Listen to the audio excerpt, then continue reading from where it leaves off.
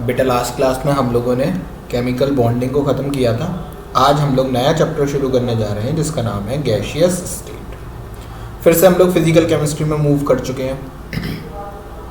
तो gaseous state को अगर आपको समझना है तो आपको मोल पूरा रिवाइज होना चाहिए। तो आशा करता हूँ मैं मोल आपको पूरा रिवाइज होगा, ठीक है, तब हम लोग गैसियस स्टेट को समझ पाएंगे। चलिए तो शुरुआत करते हैं। देखो आपको पता है किसी भी मैटर की 3 स्टेट होती है। अच्छा मैं कुछ चीज़ें लेकर आया हूँ ताकि टाइम बच जाए, तो आप चाहे पहले लिख लीजिएगा फिर वीडियो को सुनिएगा, या फिर आप सुनते सुनते लिख लीजिएगा, या फिर आप पहले सुन लीजिए फिर उसके बाद लिख लीजिएगा। ठीक, आपका टाइम बचेगा, इसलिए ये सारा काम किया है। क्योंकि रेगुलर लेक्चर अपलोड नहीं हो पाते हैं तो एक ही लेक्चर में ज़्यादा कंटेंट हो जाए, तो इसलिए मैं थोड़ा सा लिख कर लिया है। ठीक है, देखिए आपको पता है 3 स्टेट होती है, सॉलिड, लिक्विड और गैस। अच्छा वो कौन सी चीज़ है जो किसी को सॉलिड, किसी को लिक्विड और किसी को गैस बनाता है? हाँ, intermolecular forces of attraction. Sir solid के मॉलिक्यूल्स पास पास होते हैं क्योंकि उनके बीच में इंटरमोलिकुलर फोर्स ऑफ अट्रैक्शन ज़्यादा होता है, तो इसलिए सॉलिड के मॉलिक्यूल्स पास आ जाते हैं। लिक्विड में थोड़े दूर होते हैं क्योंकि weak intermolecular force of attraction होता है, और गैसेस में और भी दूर होते हैं, राइट। या ऐसा बोलो कि गैसेस में मॉलिक्यूल्स इतना दूर दूर होते हैं कि वो आराम से भाग सकते हैं किधर भी, है ना, तो इसलिए उनकी काइनेटिक एनर्जी ज़्यादा होती है। लिक्विड में थोड़े से पास पास आ जाते हैं तो काइनेटिक एनर्जी थोड़ी सी कम हो जाती है, और सॉलिड में तो बिल्कुल ही पैक्ड स्ट्रक्चर होता है, तो वो अपनी मीन पोजीशन पर केवल ऑसिलेट कर सकते हैं, कहीं भी इधर उधर नहीं भाग सकते, राइट। तो हम बोलते हैं काइनेटिक एनर्जी गैसेस में सबसे ज़्यादा, फिर लिक्विड में और फिर सॉलिड में। आशा करते हैं इतनी बात समझ में आ गई होगी। आगे बढ़ते हैं। अब देखो 2 तरीके के फोर्सेस होते हैं, एक होते हैं इंट्रामोलिकुलर, एक होते हैं इंटरमोलिकुलर। हाँ यस, ये वही फोर्सेस हैं जो आपने हाइड्रोजन बॉन्डिंग में भी पढ़े थे। Intermolecular hydrogen bonding, intramolecular hydrogen bonding. क्या होते थे? इंट्रा होती थी सर जो किसी एक मॉलिक्यूल के अंदर ही हो रही हो, और इंटर होती थी जो एक मॉलिक्यूल पड़ोस वाले मॉलिक्यूल पे जाके करे। ठीक है, तो अच्छा एक बात बताओ, आपके घर वालों के साथ रिलेशन अच्छे होते हैं या पड़ोसी के साथ? सर घर वालों के साथ। तो इंट्रा मतलब अपने घर में बॉन्डिंग, इंटर मतलब पड़ोसी के साथ बॉन्डिंग। तो स्ट्रेंथ किसकी ज़्यादा होगी? सर इंट्रा की स्ट्रेंथ इंटर से ज़्यादा होगी। सही है, चलो अब वेरियस टाइप्स ऑफ फोर्सेस देखते हैं। तो बेटा हमारे कोर्स में 5 टाइप के फोर्सेस हैं, ion ion, ion dipole, dipole dipole, dipole induced dipole और इंड्यूस्ड डाइपोल इंड्यूस्ड डाइपोल। बारी बारी सबको समझेंगे। अच्छा अब इनमें एक बात समझना, फोर्सेस तो कई टाइप के हैं, है ना, लेकिन ऐसे फोर्सेस जिनमें आयन पार्ट ना ले, ध्यान से सुनते रहना, ऐसे फोर्सेस जिनमें आयन पार्ट ना ले, ऐसे फोर्स को बोलते हैं वैन डर वाल फोर्स। ऐसे फोर्स को बोलते हैं van der Waals force. Van der वाल एक साइंटिस्ट का नाम था, शॉर्ट में मैं इसको VW लिख दूंगा, वैन डर वाल्स फोर्स, जिसमें आयन पार्ट ना ले। ठीक है, तो सर इसमें तो आयन ले रहा है तो ये नहीं है वैन डर वाल। इसमें भी सर देखो आयन आ गया, ये भी नहीं है, ये है, ये है और ये है। तो ये जो नीचे के 3 टाइप के फोर्सेस हैं इनको हम क्या बोलते हैं? वैन डर वाल फोर्स। ठीक है, अब ये फोर्स आपको एकदम सीक्वेंस में लिखने हैं। क्यों? Down the group strength decrease, यानी कि कहीं कहीं पर अगर आयन और आयन आपस में टकरा गए तो अच्छा बॉन्ड बनेगा, आयन डाइपोल में उससे गंदा, डाइपोल डाइपोल में और भी गंदा, और इंड्यूस्ड डाइपोल में सबसे गंदा। अब बारी बारी हम एक एक डाइपोल को और एक एक फोर्सेस को समझते हैं, ये होते क्या। सबसे पहले बात करते हैं आयन आयन की। आयन आयन कौन से फोर्सेस होते हैं? सर जो आयंस और आयंस के बीच में लगे, जैसे Na+ था, Cl- था, दोनों के बीच में अट्रैक्शन हो गया, आयन आयन फोर्स हो गया, है ना। और देखो K+ था, NO3- था, ये दोनों आपस में जुड़ गए, KNO3 बन गया, ये NaCl बन गया, राइट। तो ये कौन से फोर्सेस हैं? Ion ion force. क्यों? क्योंकि एक आयन दूसरे आयन के साथ जुड़ रहा है, एक आयन दूसरे आयन के साथ जुड़ रहा है। सही है, ठीक है। आयन आयन फोर्सेस जो है वो डिपेंड करते हैं इनवर्सली प्रोपोर्शनल टू R पर, यानी कि रेडियस बढ़ाओगे तो आयन आयन कम हो जाएगा फोर्स ऑफ अट्रैक्शन, और अगर रेडियस कम करोगे तो ion ion force of attraction बढ़ जाएगा। क्लियर है? ठीक। आयन डाइपोल फोर्स कौन सा होगा? बड़े ध्यान से देखिएगा। जैसे मान लो मेरे पास एक आयन है F माइनस, ठीक, मैंने क्या किया, एक डाइपोल ले लिया HF, इसमें क्या होगा, F पर डेल्टा माइनस, H पर डेल्टा प्लस। अच्छा, अब ये फुल माइनस है, ये डेल्टा प्लस है, ये आपस में क्या कर सकते हैं, अट्रैक्शन। तो इस फोर्स को क्या बोलूंगा मैं, आयन डाइपोल फोर्स। ऐसे कहीं भी हो सकता है, जैसे Cl माइनस है और HCl है, तो यहां पर भी फोर्स ऑफ अट्रैक्शन हो गया, इसको क्या बोलेंगे, आयन डाइपोल फोर्स। ठीक, अच्छा, अब एक बात समझिएगा, आयन डाइपोल फोर्स जो है वो किस बात पर डिपेंड करेगा, सर यहां पर तो फुल्ली चार्ज है F माइनस Cl माइनस, पर यहां पर जितना ज्यादा डेल्टा प्लस होगा उतना ज्यादा ही अट्रैक्शन होगा, राइट। इसका मतलब जितना अच्छा डेल्टा प्लस उतना ज्यादा इंटरेक्शन, और डेल्टा प्लस कब ज्यादा होगा, जब यहां पर डेल्टा माइनस ज्यादा होगा। इसका मतलब जितनी ज्यादा इस बॉन्ड में पोलैरिटी आएगी उतनी ज्यादा आयन डाइपोल की स्ट्रेंथ होगी, राइट। तो आप लिख सकते हो more the polarity in the dipole, more will be the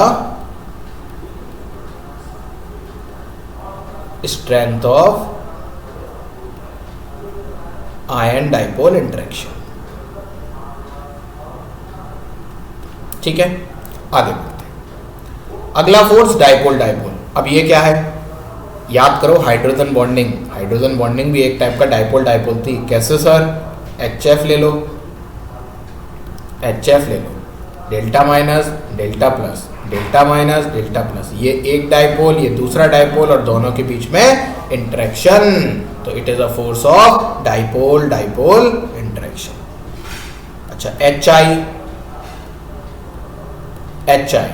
delta minus delta plus, delta minus delta plus, ये भी क्या है, ये भी DD है, DD मतलब डाइपोल डाइपोल इंटरेक्शन। पर बेटा ये हाइड्रोजन बॉन्डिंग नहीं है, ये हाइड्रोजन बॉन्डिंग भी है। इसका मतलब all hydrogen bondings are dipole dipole interaction, true, but all dipole dipole interactions are hydrogen bonding, false. क्यों, हाइड्रोजन बॉन्डिंग की स्पेशल कंडीशन थी, क्या, कि सर हाइड्रोजन जुड़ा हो मोर इलेक्ट्रोनेगेटिव एटम से। दूसरी बात, the electronegative atom should be small, FON, fluorine, oxygen और नाइट्रोजन होने चाहिए, राइट, ठीक है। अच्छा, ये इंटरेक्शन कब ज्यादा होगा, ये इंटरेक्शन तब ज्यादा होगा जब यहां पर डेल्टा माइनस ज्यादा और यहां पर डेल्टा प्लस ज्यादा, और वो कब होगा, जब दोनों डाइपोल के डाइपोल मूवमेंट क्या होंगे, बहुत ज्यादा होंगे। तो जितना ज्यादा डाइपोल मूवमेंट होगा उतना ज्यादा DD इंटरेक्शन होगा। अच्छा, अब DD इंटरेक्शन भी सिंपल सी बात है, अगर डाइपोल डाइपोल दूर रखे हुए हैं तो कम फोर्स ऑफ अट्रैक्शन लगेगा, पास रखे हुए हैं तो ज्यादा फोर्स ऑफ अट्रैक्शन होगा। तो इसका मतलब इनवर्सली प्रोपोर्शनल तो R तो है, लेकिन R पे कुछ पावर भी आती है जो एक्सपेरिमेंटली डिटरमाइंड है, ठीक। तो अब बड़े ध्यान से समझिएगा, अगर आपका पोलर मॉलिक्यूल स्टेशनरी है, स्टेशनरी का मतलब क्या है, एक बात ध्यान से अच्छे से, जैसे मानो HF है ना, तो अब क्या हो रहा होगा, ये मॉलिक्यूल ऐसा करके घूम रहा होगा, घूमने का मतलब क्या है, F इधर आ जाएगा, H इधर आ जाएगा, फिर H इधर, फिर F इधर, फिर F इधर, फिर H इधर, है ना। तो ये रोटेशन कर सकता है, लेकिन अगर मैं इसका रोटेशन फिक्स कर दूं, कैसा करूंगा, टेम्परेचर कम कर दे, इस HF को ले जाके हिमालय पर रख दो, क्या होगा, टेम्परेचर कम हो गया, वो स्टेशनरी हो गया। तो उस समय पर जो फोर्स ऑफ अट्रैक्शन होगा वो इनवर्सली प्रोपोर्शनल टू R⁻³ होगा, ठीक। और अगर आपने इसको गर्मी में रख दिया, यानी कि इसके अंदर एनर्जी आ गई, ये घूमेगा, अगर ये रोटेटिंग पोलर मॉलिक्यूल हुआ तो इसका जो स्ट्रेंथ होगा वो इनवर्सली प्रोपोर्शनल टू R⁻⁶ होगा। देखो, दोनों ही डिस्टेंस बढ़ने से कम होंगे, लेकिन कितनी डिस्टेंस बढ़ाऊंगी, कितना कम हो जाए, तो वो आपको याद रखना है। स्टेशनरी में R⁻³ और रोटेटरी में R⁻⁶। वेरी इंपॉर्टेंट पॉइंट है, अच्छे से याद रखिएगा, ठीक। तो greater is the dipole movement, greater is the DD interaction, तो HF में ज्यादा होगा, HI से। क्यों, क्योंकि HF का बॉन्ड मोर पोलर है, HI का बॉन्ड लेस पोलर है। चलिए, JEE मेन 2015 का एक क्वेश्चन कर लें जल्दी से। ऐसा इंटरमोलिकुलर इंटरेक्शन बताना है जो dependent on the inverse cube of distance between the molecule. Inverse cube, तो इनवर्स क्यूब में अभी देखा कौन सा था, जल्दी इनवर्स क्यूब, ये देखिए डाइपोल डाइपोल डाइपोल डाइपोल आपका एक इनवर्स क्यूब में वैलिड हो रहा है और सारे के सारे hydrogen bond dipole dipole interaction होते हैं। सारे के सारे hydrogen bond dipole dipole interaction होते हैं। क्लियर हो गई बात? तो आपसे यही पूछ रहा था कि कौन सा इंटरेक्शन इनवर्स है क्यूब ऑफ डिस्टेंस के। चलिए अगला बात करते हैं डाइपोल इंड्यूस डाइपोल। अब इसको ध्यान से समझिएगा। मान लो मेरे पास एक डाइपोल है और एक मेरे पास नॉन पोलर मॉलिक्यूल, जैसा I2 ले लिया मैंने, है ना। तो अब क्या होगा, अब तो सर I2 में तो दोनों ही I हैं, तो इस पे ना तो किसी पे डेल्टा प्लस होगा ना ही किसी पे डेल्टा माइनस होगा। मैंने कहा बिल्कुल सही बात है। मैंने कहा बचपन में एक वो कहानी सुनी है आपने, कौन सी, चार्ज इंडक्शन की। क्या होती है कि वो स्केल को बालों से रब करो और कागज के पास लेकर जाओ तो कागज अट्रैक्ट हो जाता है। वो कैसे हुआ? क्योंकि जब आपने स्केल को अपने बालों से रब किया तो थोड़ा सा वहां पे चार्ज का डिस्ट्रीब्यूशन हुआ, तो स्केल पर एक चार्ज आ गया और जैसे ही आप उसको कागज पे लेके गए उसने थोड़ी देर के लिए कागज पर भी एक चार्ज जनरेट कर दिया। इसको बोलते हैं चार्ज इंडक्शन। मतलब ये डेल्टा माइनस है। अब यहाँ पर जो इलेक्ट्रॉन होंगे आयोडीन के वो बीचों बीच में होंगे, लेकिन इस डेल्टा माइनस के रिपल्शन की वजह से ये इलेक्ट्रॉन थोड़े से खिसक कर इधर आ जाएंगे, थोड़े से खिसक कर इधर आ जाएंगे। तो पार्शियली थोड़ी देर के लिए सही इस आयोडीन पर डेल्टा माइनस आएगा, इस आयोडीन पर डेल्टा प्लस आएगा। ये कैसे आया? ये आया चार्ज इंडक्शन की वजह से कि भाई एक आदमी चार्ज था, एक आदमी न्यूट्रल था, लेकिन चार्ज की संगति में आकर न्यूट्रल भी थोड़ी देर के लिए चार्ज हो गया और जैसे ही चार्ज हुआ इंटरेक्शन हुआ। इसका मतलब इंटरेक्शन दो बातों पे डिपेंड करेगा सर, ये कितनी जल्दी चार्ज कर सकता है दूसरे को और ये कितनी जल्दी चार्ज हो सकता है दूसरे से। इसके चार्ज होने की टेंडेंसी को बोलते हैं पोलराइजेबिलिटी और इसके चार्ज करने की टेंडेंसी को बोलते हैं डाइपोल मूवमेंट। तो डाइपोल मूवमेंट तो हम निकालना सीख गए और फजान्स रूल में सीखा था, नीचे जाने पर polarisability increase because covalent character increase. तो अगर मैं आपसे कहूं बेटा एक HF का मॉलिक्यूल, एक HF का मॉलिक्यूल, एक बार इसके सामने आया F2, एक बार इसके सामने आया I2, बताओ किसमें DID ज्यादा होगा? आप कहोगे इसमें। क्यों? क्योंकि I2 का साइज ज्यादा, पोलराइजेशन जल्दी से होगा, इलेक्ट्रॉन जल्दी से पास आएंगे, बॉन्ड अच्छा बनेगा। अगला IDID, induce dipole, induce dipole. इसी को लंदन फोर्स भी बोलते हैं, इसी को डिस्पर्जन फोर्स भी बोलते हैं। ठीक, एक साइंटिस्ट थे फ्रिट्ज लंदन नाम के, उनके सम्मान में इस फोर्स का नाम रखा गया लंदन फोर्स। ये भी r⁻⁶ है, पिछला वाला भी r⁻⁶ था। अब इसको बड़े ध्यान से समझिएगा आप लोग। देखिए इसको समझते हैं। अब क्या होगा, मान लो आपके पास एक I2 है और एक I2। अब इस पर भी कोई चार्ज नहीं, इस पर भी कोई चार्ज नहीं, इस पर भी कोई चार्ज नहीं, इस पर भी कोई चार्ज नहीं। इस I2 को इस तरीके से इमेजिन करें, है ना, ये एक I2 का मॉलिक्यूल है, ये भी एक I2 का मॉलिक्यूल है। अब इसके अंदर ना इलेक्ट्रॉन भाग रहे हैं। अब इस पर चार्ज क्यों नहीं है? क्योंकि जितने इलेक्ट्रॉन इधर हैं उतने इलेक्ट्रॉन इधर हैं, तो कहीं पर भी पार्शियल डेल्टा माइनस और पार्शियल डेल्टा प्लस नहीं आया और इलेक्ट्रॉन पूरे में घूम रहे हैं ऐसा करके, है ना। अब मान लो किसी मॉलिक्यूल के अंदर 10 इलेक्ट्रॉन थे तो 5 इधर हैं, 5 इधर हैं, लेकिन घूमते घूमते देखना कितनी टपोरी बनती है। क्या कहता है लंदन? कहता है कि घूमते घूमते कभी ऐसा टाइम आएगा कि बहुत ही क्षण भर के लिए शायद इधर 6 इलेक्ट्रॉन हो जाए, उधर 4 इलेक्ट्रॉन हो जाए। केवल ऐसा बहुत ही कम माइन्यूट फ्रैक्शन ऑफ सेकंड के लिए होगा, एक इंस्टेंट टाइम के लिए होगा। इसीलिए इसको बोलते हैं इंस्टेंटेनियस डाइपोल। इंस्टेंटेनियस डाइपोल मतलब एक क्षण भर के लिए बनेगा, माइन्यूट फर्मी सेकंड के लिए, और खत्म हो जाएगा, आंख झपकते ही खत्म। तो लेकिन जैसे ही यहाँ पर 6 इलेक्ट्रॉन, इधर की साइड 4 इलेक्ट्रॉन हुए, बहुत मिनी सेकंड के लिए यहाँ पर डेल्टा प्लस आएगा और डेल्टा माइनस आएगा, और जैसे इस पर डेल्टा प्लस और डेल्टा माइनस आए, ये दूसरे वाले के ऊपर तुरंत डेल्टा माइनस और डेल्टा प्लस जनरेट करेगा, और जैसे ही ऐसा हुआ ये इंटरेक्ट कर जाएंगे। और ये सब कब हो रहा है? ये सारा काम एक ही बार में मिनी सेकंड में हो जा रहा है। अरे वाह, इसका मतलब it is a very very weak force. ये बहुत ही वीक फोर्स है। ठीक है, ठीक। तो ये किस में होता है? ये ऐसे मॉलिक्यूल में होता है जो नॉन पोलर होते हैं। नॉन पोलर जैसे कि I2, F2, Cl2, Br2, कोई भी ऑर्गेनिक सॉल्वेंट जैसे बेंजीन, टोलुइन, है ना, CS2, नहीं CS2 तो रहने दो, है ना। सारी की सारी noble gas, all noble gas, very important बात, सारी की सारी नोबल गैस नॉन पोलर होती हैं, सारे के सारे हाइड्रोकार्बन नॉन पोलर होते हैं। तो ये सब के अंदर क्या होता है? डिस्पर्जन फोर्स, लंदन फोर्स या फिर IDID फोर्स। अब यहाँ पे कोई डाइपोल तो है नहीं, ठीक। किस बात पर डिपेंड करेगा फिर? दोनों ही सर पोलराइज कितने जल्दी होते हैं, इस बात पर डिपेंड करेगा। इसका मतलब interaction is directly proportional to polarizability. यानी कि मैं आपसे पूछूं और पोलराइजेबिलिटी डाउन द ग्रुप जाने पर इंक्रीज होती है, तो मैंने आपसे कहा बताओ बेटा,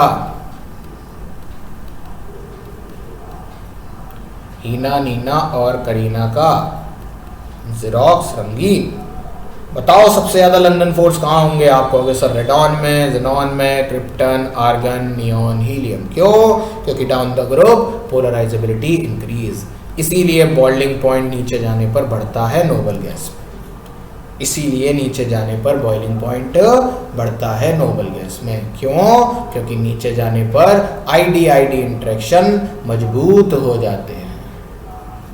ऐसे मैं आपसे पूछूं बेटा बता, F2 में ज़्यादा, Cl2 में, Br2 में या I2 में? छूटते ही कहोगे सर I2 में सबसे ज़्यादा, फिर Br2, फिर Cl2, फिर F2। चलिए एक क्वेश्चन कर लीजिए JEE मेन 2020 का जल्दी से। Ion ion 1/r, dipole dipole 1/r³ भी होता है, 1/r6 भी होता है, देख लेंगे, दोनों होते हैं। और लंदन डिस्पर्जन पक्का, तो देखो पहले का तो A है तो ये काटो, और तीसरे का 4 है तो ये काट दो।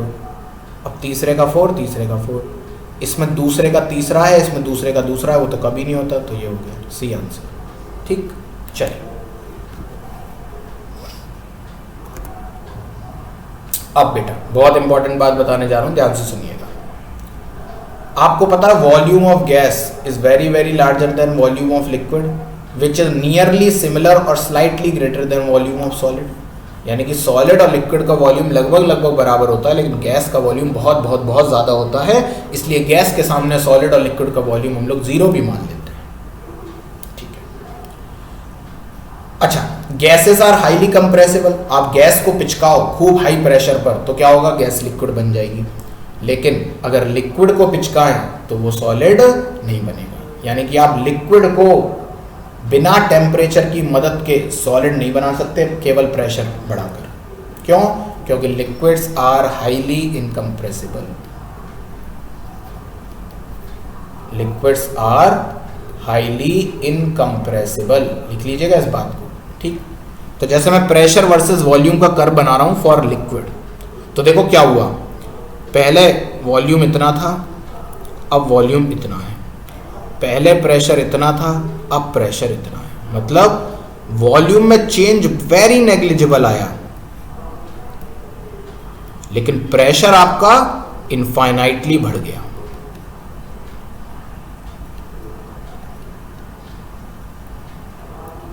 यानी कि जैसे जैसे आपने प्रेशर बढ़ाया थोड़ा सा चेंज आया वॉल्यूम में, लेकिन लिक्विड का लिक्विड ही रहा, लेकिन प्रेशर इनफाइनाइट बढ़ गया, बहुत ज्यादा प्रेशर हो गया। ठीक, इस ग्राफ को याद रखिएगा, ये एंड्रयूज आइसोथर्म में आएगा इस चैप्टर के लास्ट लेक्चर में।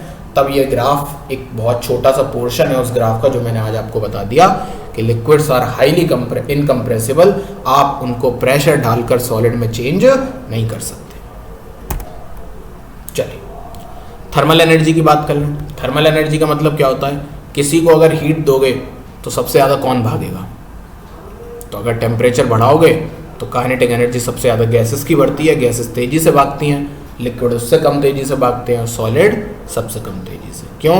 क्योंकि सॉलिड के बीच में इंटरमोलिकुलर फोर्सेस ऑफ अट्रैक्शन ज़्यादा, लिक्विड में कम, गैस में और कम।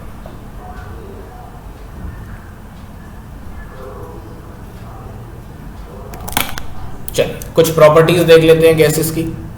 जैसे गैसेस की वॉल्यूम और शेप फिक्स नहीं होती, गैसेस की thermal energy force of attraction से ज़्यादा होती है, मतलब गैसेस में जो मॉलिक्यूल्स भागते हैं वो तेज़ी से भागते हैं, उनके बीच में फोर्स ऑफ अट्रैक्शन कम होता है। गैसेस को आप कितना भी एक्सपेंड कर सकते हो, कितना भी कंप्रेस कर सकते हो। जैसे डीओ की बोतल खोल दो, पूरे कमरे में खुशबू आ जाएगी। क्यों?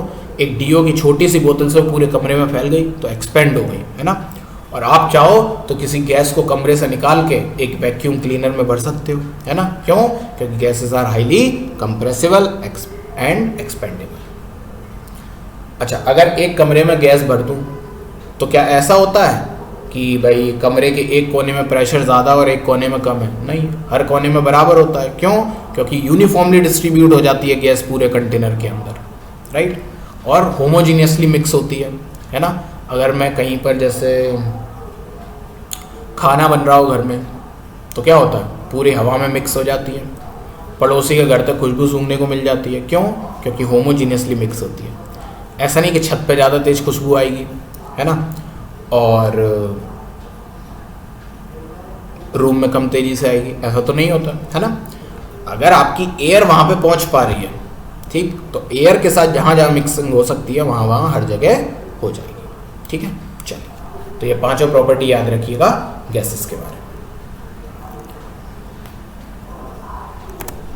अब हम लोग बात करते हैं गैस लॉस की। अब काम का पोर्शन यहाँ से शुरू हो रहा है, बड़े ध्यान से एक एक बात को अच्छे से समझिएगा। सबसे पहला लॉ है मेरा बॉयल्स लॉ। हमारी गैस जो होती है वो कुछ खास तरीके के लॉस को फॉलो करती हैं, जिनको अलग अलग साइंटिस्ट ने डिस्क्राइब किया, तो हमें बारी बारी एक एक लॉ को पढ़ना है। तो आज हम लोग पहले पढ़ेंगे बॉयल्स लॉ। बॉयल क्या कहता था, पहले ध्यान से सुनिए, तो लिख लीजिए, लिखें, at constant temperature for a fixed amount of gas pressure is inversely proportional to volume of the gas. क्या मतलब है? अगर गैस के मोल्स फिक्स हैं, यानी कि गैस का अमाउंट फिक्स है और टेम्परेचर फिक्स है, तो अगर आप गैस का प्रेशर बढ़ाओगे तो गैस का वॉल्यूम कम हो जाएगा। बहुत सिंपल सी बात है, बड़े ध्यान से समझिए। मान लो ये एक डब्बा है, इसमें गैस भरी है, मैंने ऊपर इसके एक पिस्टन लगा दिया। पिस्टन समझते हो? पिस्टन को आप ऐसे समझ लो जैसे इंजेक्शन होता है ना, आप इंजेक्शन को ऊपर से दबाते हो तो वो अंदर घुसता जाता है, सेम वैसे ही, उसको पिस्टन बोलते हैं। तो ये पिस्टन है, मैंने क्या किया, इसको नीचे दबाना शुरू किया, तो ये जो गैस है वो कंप्रेस हो जाएगी, मॉलिक्यूल पास पास आ जाएंगे, पिस्टन नीचे चला गया। अब जितने मोल्स पहले थे उतने ही मोल्स अभी हैं, तो मोल्स कांस्टेंट, और टेम्परेचर मैंने कांस्टेंट कर रखा है, तो आपने क्या किया, प्रेशर बढ़ाया तो वॉल्यूम क्या हो गया, कम। यहाँ वॉल्यूम ज़्यादा है, यहाँ वॉल्यूम कम है, ठीक है, ठीक। तो यही बॉयल कहता है, pressure is inversely proportional to V। अब प्रोपोर्शनलिटी साइन हटाओगे तो एक कांस्टेंट आएगा K, तो हो गया P is equal to K/V, ठीक। अच्छा, दोनों साइड लॉग ले लो, तो ये क्या बन जाएगा, log P equals log K minus log B। क्यों? क्योंकि log A/B होता है log A minus log B। Clear है? ठीक। अच्छा, आप लोगों ने बचपन में y is equal to 1/x का ग्राफ पढ़ा होगा, इस तरीके का आता है। ये जो बना हुआ है सेम इसी तरीके का आता है, इसको बोलते हैं रेक्टेंगुलर हाइपरबोला। इस शेप को बोला जाता है रेक्टेंगुलर हाइपरबोला। तो कोई पूछा P और V का कैसा ग्राफ बनता है बॉयल्स लॉ में, आप कहोगे रेक्टेंगुलर हाइपरबोला, ठीक। अच्छा, और log P versus log B में बनाऊं तो इसको y मान लो, ये C हो गया और ये mx, तो y is equal to C minus mx। Slope क्या है, नेगेटिव, और स्लोप की वैल्यू क्या है 1, और एक्स एक्सिस पे log v, वाई एक्सिस पे log p, तो इंटरसेप्ट क्या हो गया log k। बचपन की बात है, तो ग्राफ आ जाएगा इस तरीके का जिसमें स्लोप क्या है -1, और यहाँ पर जहाँ काट रहा है वाई एक्सिस पे वो क्या है log k, y intercept. Clear है? ठीक। अब मैंने आपसे कहा बेटा PV वर्सेस P में बनाओ, तो आप कहोगे sir P inversely proportional to V। तो आप वीडियो को पॉज कर दो, खुद सोचो, खुद सोचिए, वीडियो को पॉज कर दीजिए। P equals K upon V, तो PV इक्वल्स K, यानी कि PV इक्वल्स कांस्टेंट। अरे मतलब PV किसी बात पे डिपेंड ही नहीं कर रहा, फिर क्या, लो ग्राफ ही हो गया, खत्म। तो PV वर्सेस P हो, PV वर्सेस V हो, PV वर्सेस V स्क्वायर हो, PV वर्सेस हाथी हो, PV वर्सेस घोड़ा हो, कुछ भी हो, कुछ भी हो, कोई मैटर नहीं करता। PV कांस्टेंट होता है किसमें, बॉयल्स लॉ में। अच्छा ठीक है, मान लो P और V का कर्व बनाया 3 अलग अलग टेम्परेचर पर, तो नीट 2021 का सवाल कौन सा टेम्परेचर बड़ा होगा, T3 या T1। तो ऐसे क्वेश्चन को कैसे करते हैं, बड़े ध्यान से देखिएगा। आप एक वैल्यू कांस्टेंट कर लीजिए, मान लो मैंने वॉल्यूम कांस्टेंट कर लिया, तो जहां पर T1 टेम्परेचर है वहां P1 प्रेशर होगा, जहां T2 टेम्परेचर है वहां P2 प्रेशर होगा, और जहां T3 टेम्परेचर है वहां P3 प्रेशर होगा। अब आपको पता है P3 सबसे ज़्यादा है, P2 उससे कम है, P1 उससे कम है, और हमें पता है PV is equal to nRT से P is directly proportional to T, तो अगर P बढ़ेगा तो T भी बढ़ जाएगा। तो T3 is greater than T2 is greater than T। अगला नीट 2023, P वर्सेस 1/v का कर्व बनाना है, तो P is equal to K upon V होता है ना, या मैं ऐसे लिख लूँ P is equal to K into 1/v। तो P इज इक्वल टू, यानी कि ये x हो गया, ये y हो गया, तो y is equal to mx हो गया, और y is equal to mx का कर्व कैसा होता है, ये बोलो भाई, क्योंकि y इंटरसेप्ट तो 0 है इसमें। ठीक है, तो अब ये 3 अलग अलग टेम्परेचर पे बनाया गया है, तो निकालना कौन बड़ा है, तो लो बेटा फिर से 1/v कांस्टेंट, ये P1, ये P2, ये P3, और नो डाउट P3 बड़ा P2 से, P2 बड़ा P1 से, और P is directly proportional to T, तो T3 T2 T1। अगला देखें PV वर्सेस P का कर T1 और T2 पर, फिर से देखो एक कांस्टेंट कर दो, तो ये हो गया P1V1, ये हो गया P2V2। आपको पता है PV is equal to nRT, यानी कि PV is directly proportional to T, तो जितना ज़्यादा PV उतना ज़्यादा T, और हमें पता है P2V2 P1V1 से ज़्यादा है, तो T2 will be greater than T1। अगला PV स्क्वायर वर्सेस 1/v का कर्व बनाते हैं। वीडियो को पॉज कर दें और शुरू हो जाए, वीडियो को पॉज कर दें और शुरू हो जाए। चलिए देखते हैं। आपको तो एक ही चीज पता है, P is inversely proportional to V। मैंने कहा ठीक, तो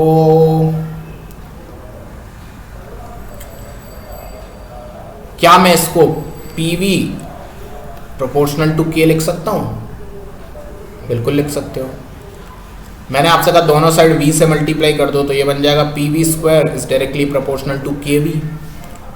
क्या आपको पता है कि अगर कहीं पर 1/1/x लिखा हो तो x को ऊपर पहुंचा देते हैं और x लिख देते हैं, तो अगर कहीं पर x लिखा हो तो मैं इसको 1/1/x लिख सकता हूं। तो क्या मैं PV square is directly proportional to K/1/v लिख सकता हूं? बोलो भाई, v तो ऊपर ही पहुंच जाएगा, बात एक ही है, पर ये क्या हो गया y, और ये पूरा क्या हो गया x, तो क्या मैं y प्रोपोर्शनल K/x लिख सकता हूँ? यानी कि y is equal to 1/x का ग्राफ कैसा होता है, ये रहा, अगेन रेक्टेंगुलर हाइपरबोला।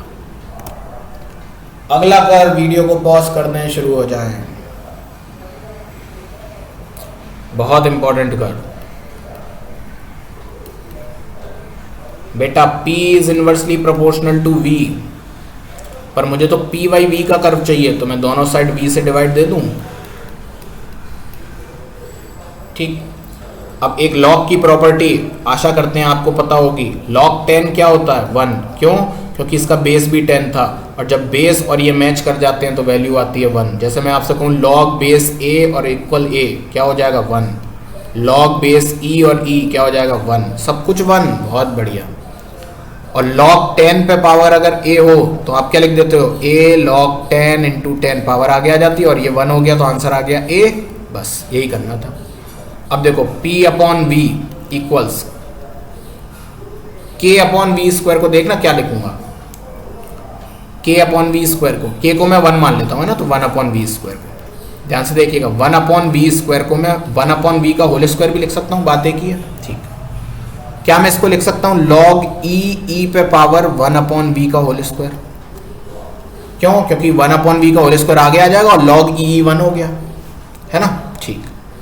तो ये क्या हो गया, y is equal to log x नहीं हो गया, log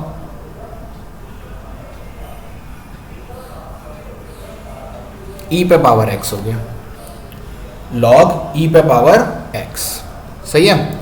और log e पे पावर x का जो मतलब log y is equal to log x का ग्राफ कैसा होता है, ध्यान से देखिएगा, इस तरीके का। तो p upon v versus log e पे पावर, सॉरी अच्छा नहीं, पूरा e पे पावर x था ना, हाँ, तो log x हो गया इस तरीके से, क्योंकि e पे पावर 1 अपॉन v का स्क्वायर पूरा x है। तो y is equal to log x का ग्राफ कैसा होता है, इस तरीके का, ये। तो p upon v versus e पे पावर 1 अपॉन वी स्क्वायर का ग्राफ कैसा हो जाएगा, इस तरीके का, ठीक है। तो ये आपका बॉयल्स लॉ समाप्त हुआ। आज के लिए इतना ही, नेक्स्ट क्लास में हम लोग शुरू करेंगे next law, that is Charles law, ठीक है। चलिए टाटा, सी यू, बाय बाय।